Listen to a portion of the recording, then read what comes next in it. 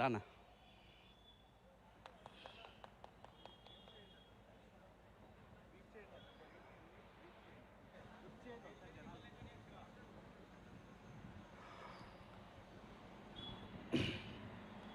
ఇక్కడికి విచ్చేసిన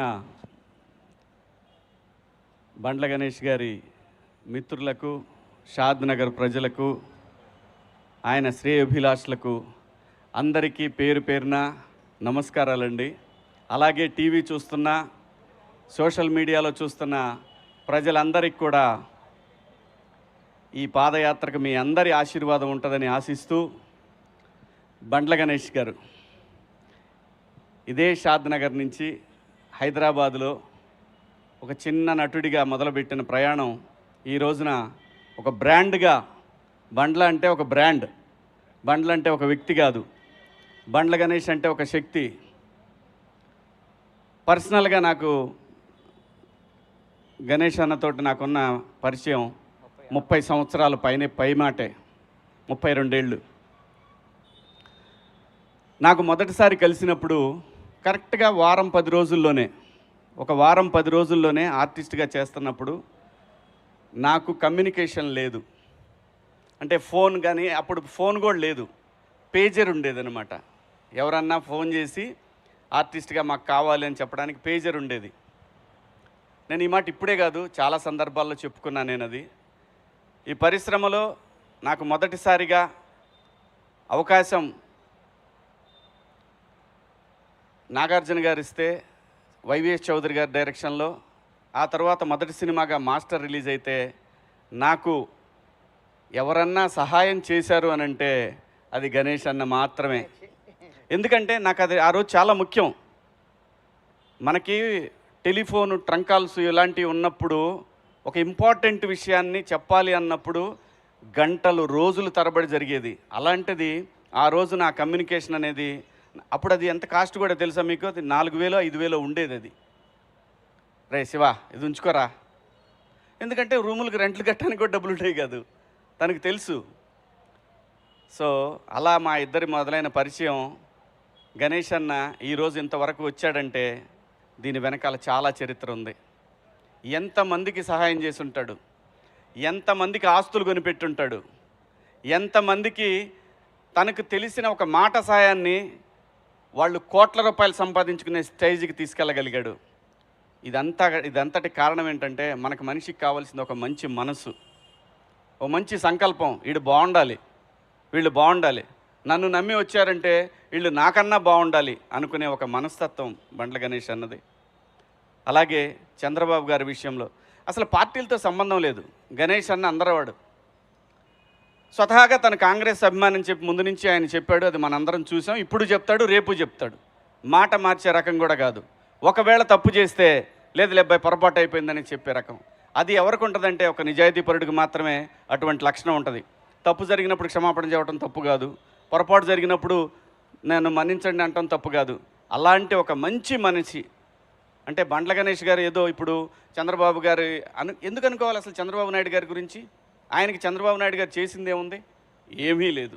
కానీ సమాజానికి చేసిన దాన్ని తన గుండెల మీదకి తీసుకొని ఇన్ని కోట్ల మందికి జీవితాలను ఇచ్చిన మహాన్ మనిషి జైల్లో ఉండటం ఏంటనేది ఆయన మనసులో పడింది. ఆ రోజున పడి ఒక ఏదైతే మనకి కృష్ణా గోదావరి నదులు ఒక చిన్న డ్రాప్తోనే మొదలవుతాయి, అలాంటి ఒక డ్రాపు ఒక మహా ఉద్యమంగా మార్చగలిగాడు. ఆ మహా ఉద్యమమే ఆ నాయకుడు చంద్రబాబు గారు బయటికి రావడానికి అంతమంది జనాలు, అన్ని కోట్ల మంది జనాల యొక్క ఒక వైబ్రేషన్ ఆయన బయటికి రావడానికి కారణమైంది. ఆ కృతజ్ఞత భగవంతుడికి ఏదైతే తను మాట ఇచ్చాడో, మా నాయకుడు ప్రజల మనిషి బయటికి రావాలని కోరుకున్నాడు. ఆ కోరిక మేరకు ఆ భగవంతుడు కరుణించి ఆ రోజున బాబు గారికి బెయిల్ రావడం, బయటికి రావడం. ఆ తర్వాత ఏం జరిగిందో మీరు అందరూ చూశారు. మరి ఊరికే మాటలంటాం అందరికీ సాధ్యమే, ఎవరైనా అనొచ్చు ఒక మాట. కానీ తన అన్న మాట ప్రకారం ఈ రోజున షాద్ నగర్ నుంచి, అంటే తనకి ఏదైతే తన జీవితం మొదలైన ఈ ప్లేస్ నుంచి వెంకన్న దగ్గరికి మొదలుపెట్టాడు ఈ ప్రయాణం.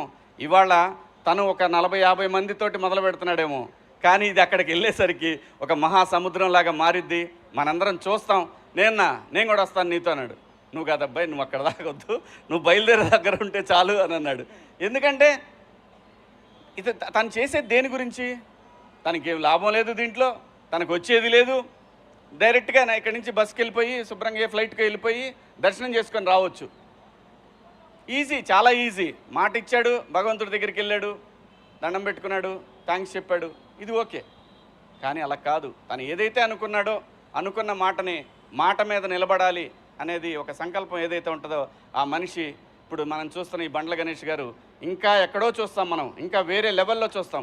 ఏ మనిషికైనా అంతేనండి, నాట్ ఓన్లీ బండ్ల గణేష్ గారు, ఎవరైనా సరే ఇక్కడ నిజాయితీ ఉండాలి.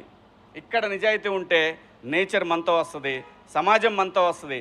అలా గణేష్ అన్న ఈరోజు మొదలుపెట్టినటువంటి ఈ ప్రయాణం మనం చివరి వరకు కూడా వెంకన్న తోడుగా యావత్ 2 రాష్ట్రాల తెలుగు ప్రజలు ప్రపంచంలో ఎక్కడైతే ప్రపంచవ్యాప్తంగా ఒక ఉద్యమాన్ని క్రియేట్ చేయగలిగాడో ఆ రోజున ఆ ప్రపంచవ్యాప్తంగా ఉన్న తెలుగు ప్రజలందరి ఆశీస్సులు గణేష్ అన్నకుంటాయి. మా అందరి అభిమానంతో ఆయన ఎటువంటి అడ్డంకులు లేకుండా స్వామివారి దగ్గరికి ప్రయాణిస్తాడు. స్వామివారి దర్శనం రోజున ఖచ్చితంగా ఎక్కడున్నా సరే నన్ను కూడా భగవంతుడు అక్కడ దాకా తీసుకెళ్లాలని కోరుకుంటున్నాను.